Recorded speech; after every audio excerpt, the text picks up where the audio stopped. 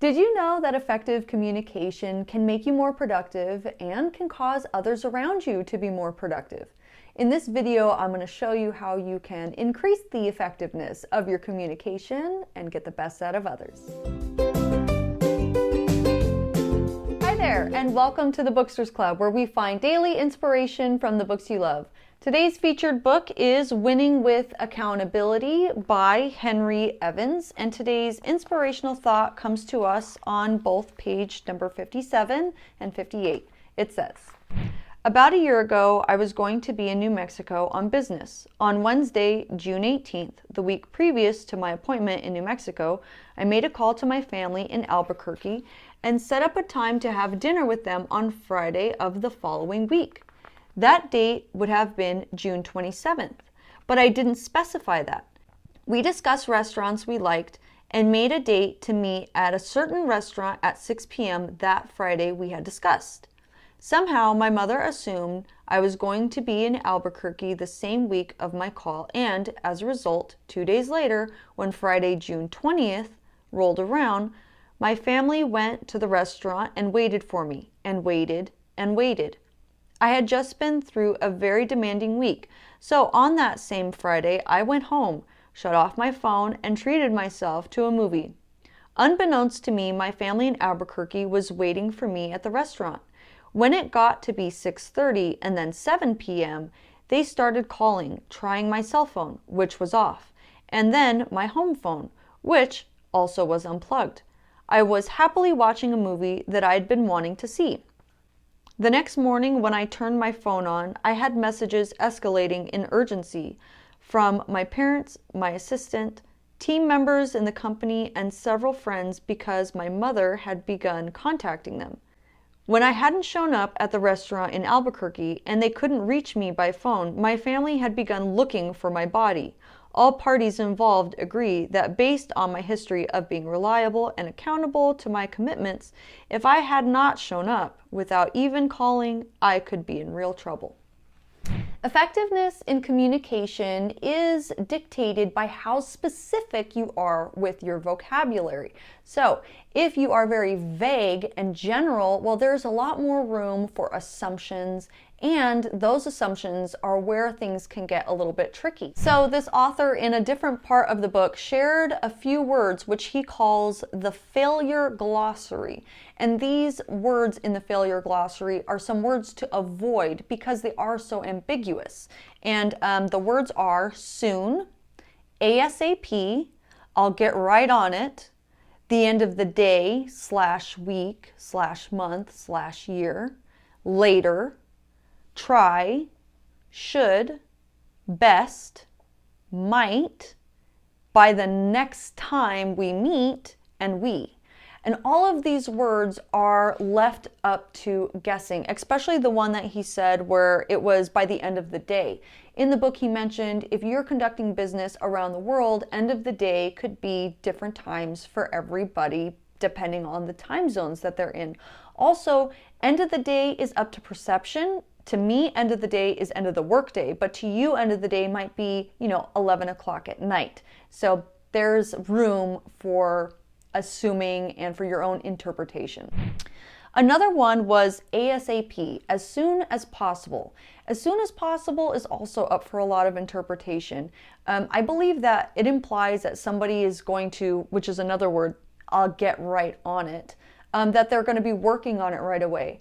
But who knows how long that project will take to complete? Who knows how long or how dedicated really that person is to completing it? Do they take a lot of breaks? Are they not quick at whatever it is that they're doing? So by saying that you're going to get on it right away or that you'll have it ASAP really doesn't tell the person anything other than you're working on it.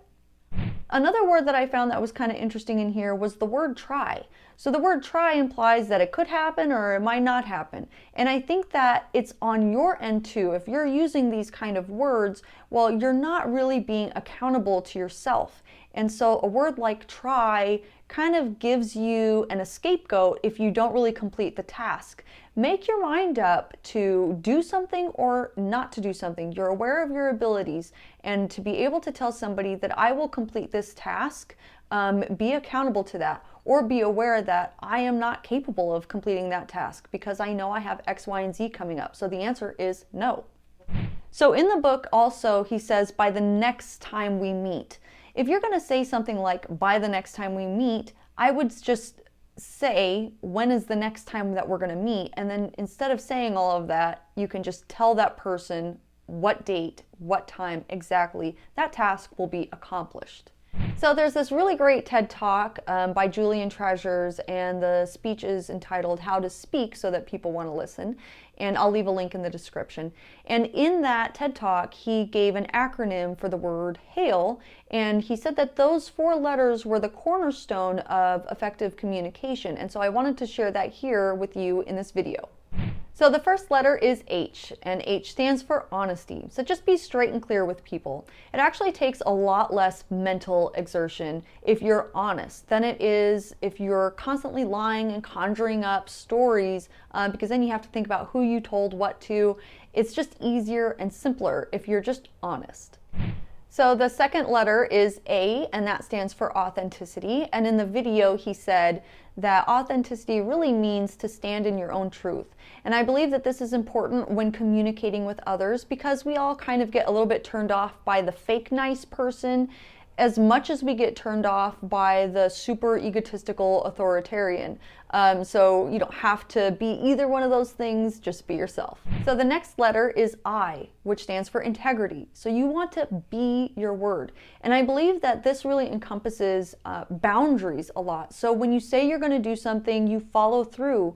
However, with those boundaries, when you cannot do something, it's important that that comes through as well. And you say, I will not be able to do that. And I think that that gets built upon, that integrity, with that person that you're in constant communication with. They know that you're a reliable source. Nobody really believes a yes man, and that person's yes gets diluted over time. And that is something that when you are being an effective communicator, that needs to come through, that your word is law. So the last letter is L, which stands for love.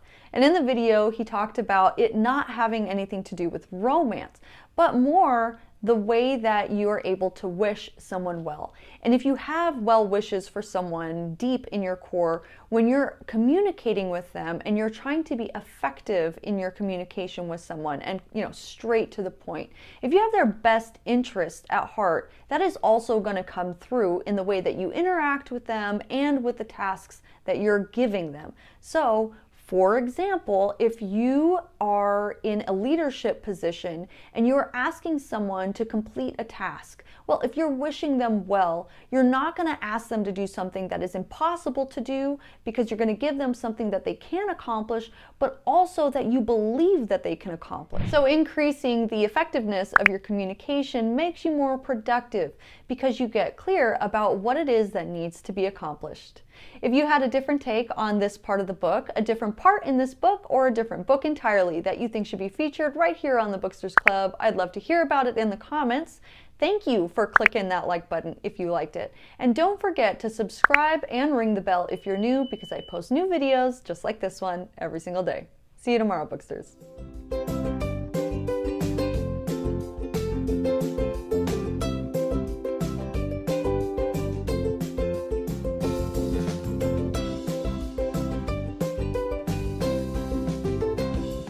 Communication and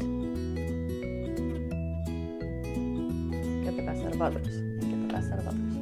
Henry Evans.